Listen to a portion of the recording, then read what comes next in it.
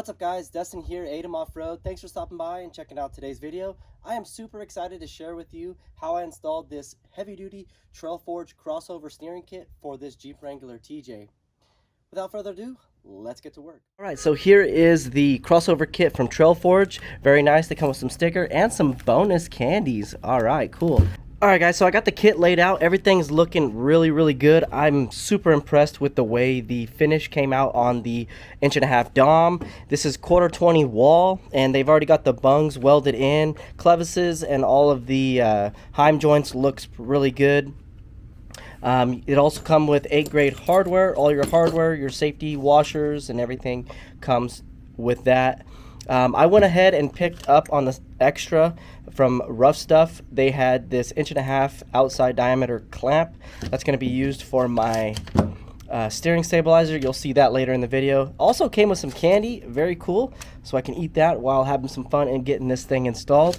And some instructions, so we'll just go ahead in the website and refer to any instructions you have. I don't think we're going to need it, but we are going to need a drill, a 5/8 drill bit, some oil, and let me take you over to the Jeep. So here I have the jack stand supporting the axle, the weight of the Jeep. I got my other jack back there just hanging out, just in case anything were to fall on me. I do have some chalking the rear wheels. E-brake is set, and now I'm just going to go ahead and get ready to start removing this Y-link and replacing it with the crossover. So let's get to work.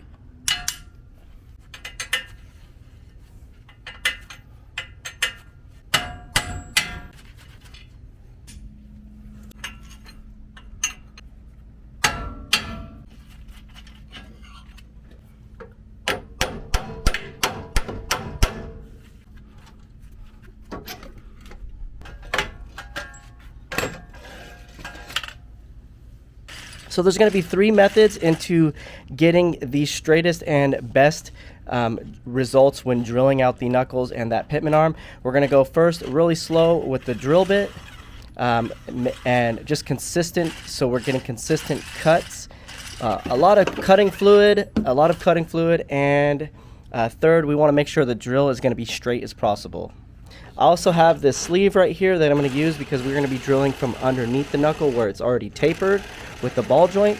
So I'm going to be using this sleeve, so any hot metal shavings were to fall, I'll be protected with this sleeve.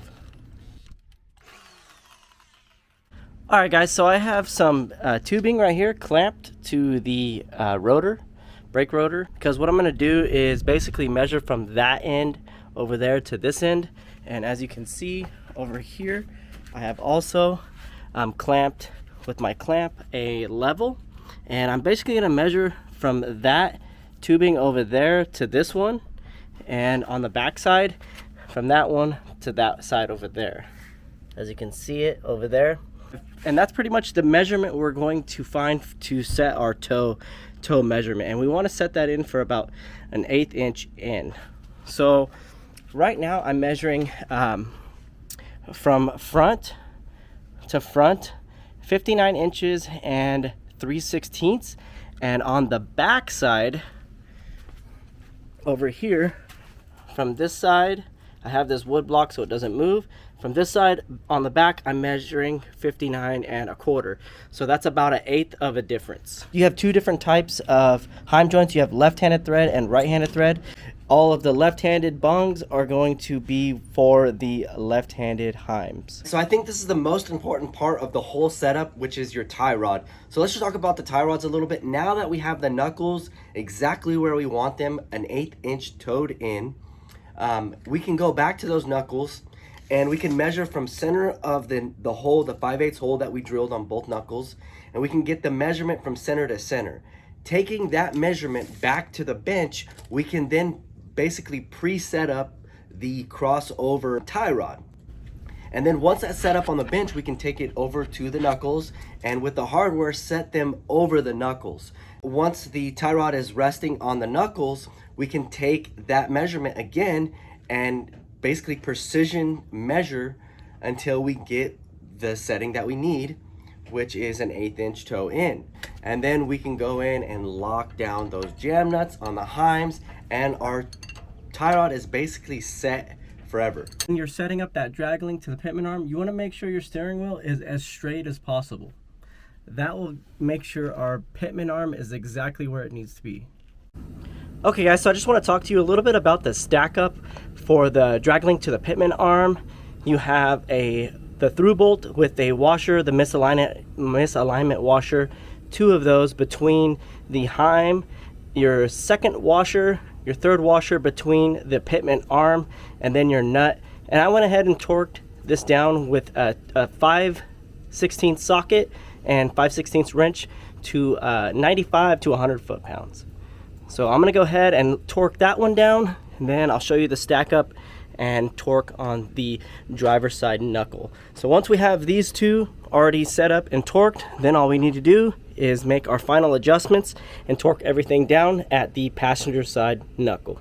Bolt and a washer, our second washer, and then the tie rod, our third washer, and the nut.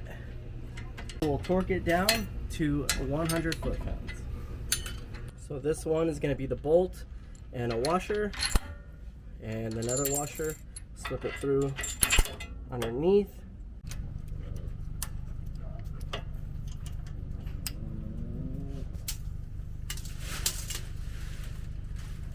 Alright guys, the final adjustment on this is going to make sure that both wheels are straight, and I'm kind of looking at this line right here, and I'm looking at this right here, and they're both pretty straight. So I know that's going to be straight as long as my measurement from point A to point B is 1/8 inch difference between the back side of the toe and the front side of the toe in. I may have to thread the drag link in or out just a little bit, but as long as there's nothing gets moved here, I should just be able to set that heim right over this bolt, right? And then with my alignment spacers and then everything set up, it should just slip right over the top, and that should be it.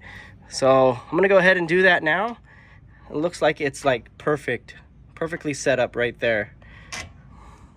I might have to thread that out just a little bit, but I think we're gonna be good. Okay, so another variable is just making sure the axle is straight. I have these jack stands supporting it, but I had to move this jack underneath this axle here so I can get the axle at level 0, 0. So that's another thing you want to consider when setting all of this up, is making sure your axle, if your axle is drooping a little bit, it can throw off your settings for the drag link, and it might throw off all your settings. So that's just going to be a helpful tip. So now I'm going to go ahead and take this off and set the drag link on top. So I'm going to torque this one down to 100 foot-pounds. All right, that's nice and torqued. All right, so for the last part, we're going to be installing this clamp. It's going to go right here on the drag link for your steering stabilizer. And what I've done is I've pulled the stroke of this stabilizer all the way out, and I measured the stroke of the stabilizer shaft, and I'm getting about a 7.5. So we're going to split that in half. 7.5 is going to be about 3 3/4. 3 3/4 all the way out. So that's going to be basically center with the wheels straight. And I'm going to take this 1/2 inch 20 bolt right here with a 7/16 washer, and I'm going to slip that through. Then I'm going to take my second washer, and this is basically a jam nut, not too tight but just enough to where we're threaded all the way in. It's going to be a little bit loose. And then I'm going to go ahead and thread this guy on to the clamp. I'm gonna go ahead and tighten that down with my 3/4 inch wrench, nice and tight, just like that. And then I'm gonna take my other half and just bolt it down. And that's pretty much gonna be it. So let me turn you around and we'll just go ahead and talk a little bit about it. Alright guys, so that's pretty much going to wrap it up for the install. Let's go ahead and talk about some alignment and just some initial settings before we finalize this video. So first of all your jam nuts on your heims, you're going to want to make sure those are really tight. There's no torque setting for those, you can use blue Loctite or some silicone sealant. That will help those nuts from getting loose. I usually use some crescent wrenches and just make sure they're super tight. You want to hold on to one side with the bung and the other side with a crescent wrench or the right size wrench. I believe it's 1 1/8 or 1 1/16. This larger one, I have no idea. I'm just using a crescent wrench. Once you get the crossover kit installed, everything's nice and torqued down and nice and tight, you're going to want to check the alignment. You're going to want to hit the road and check the steering wheel and make sure that the steering wheel is tracking well with the front wheels. And if there is any offset where you're having to hold the steering wheel to the left or to the right and not the center, your adjustment's going to be done at the drag link. If you are making any adjustments, I suggest you make adjustments here at the Pitman arm, whether you're going in or out with the Heims, for your final fine-tuning adjustments. And if you're making any adjustments with your tie rod, I would also recommend over here at the driver's side knuckle. So all your adjustments are going to be over here. I would not focus on any adjustments over here. Once this is assembled and torqued down correctly, you shouldn't have to take this apart anymore. All your adjustments are going to be on this side. After you get your alignment nice and straight and everything's working well, you're going to notice that there's going to be some movement in this drag link and the tie rod. That's going to be perfectly normal. You want to take your vehicle out to like an off-road park, kind of like where I'm at, and articulate the suspension. Start using it and make sure that everything's in working order. Nothing's going to bind or crash into each other, and that nothing is going to like lock up or give you sudden surprises when you're out on the trail. Get everything worked out and figured out now before you hit the trail. And I just recommend those, some helpful tips after the install. If you have any comments or questions, feel free to ask me in the comments box below. Everything I used, I'll list in the description box below. All the links to the kit, the instructions on how to install the kit by Trailforge, and any materials that I use, I'll list all the links in the description box below. So go ahead and check that out. On that note, we're going to end this video now. Hope you enjoyed watching the video. And until next time, have a good day. Peace out.